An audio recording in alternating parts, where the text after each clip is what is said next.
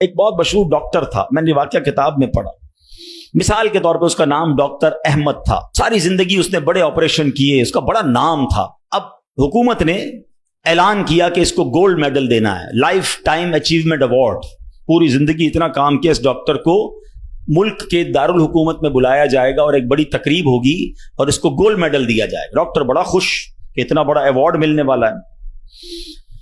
Doctor صاحب نے flight بک کی، جہاز میں بیٹھے. جیسے ہی جہاز اڑا تو کچھ دیر کے بعد جہاز موسم خراب ہو گیا اور جہاز میں کوئی پرابلم ہو گئی. تو جہاز کو راستے میں کسی چھوٹے سے ایئرپورٹ پر اتار لیا گیا. ڈاکٹر صاحب جہاز سے نکل کر عملے کے پاس جاتے ہیں کہ بھائی کب جہاز اڑے گا، میری تو وہاں بہت اہم تقریب ہے اور سارا پروگرام میرے لیے سجایا گیا ہے، میں چیف گیسٹ ہوں، مجھے گولڈ میڈل ملے گا، بتائیں دوبارہ جہاز کب اڑے گا.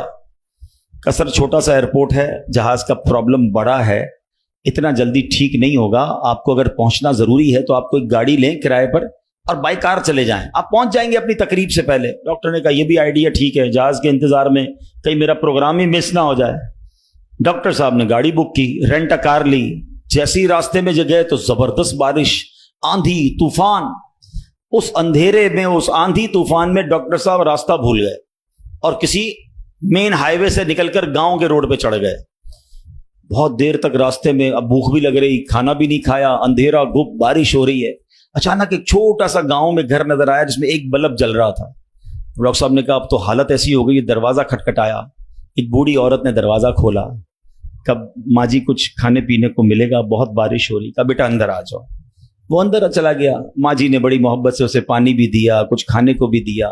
تھوڑی سانس میں آئی تو ڈاکٹر نے دیکھا کہ برابر پہ بستر پر ایک نوجوان لیٹا ہوا تھا. کہا ماں جی یہ کون ہے؟ کہا بیٹا میرا بیٹا ہے. کیا ہو گیا اسے؟ کہا اس کو بہت بڑی بیماری ہے. ماں جی علاج کیوں نہیں کرواتی؟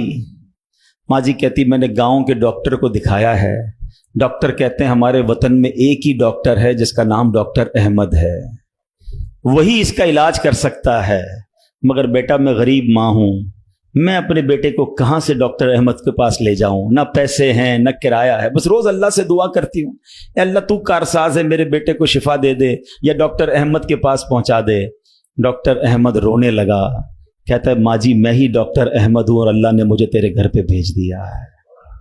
جہاز کا خراب ہونا، چھوٹے ایئرپورٹ پر اترنا، رینٹ کار لینا، راستہ بھول جانا، کسی اور گھر پہ نہ رکنا، اسی جھونپڑی کے کنارے پر رکنا اور اس گھر میں جانا اور اس مریض کا علاج کرنا. اب بھی نہیں مانو گے؟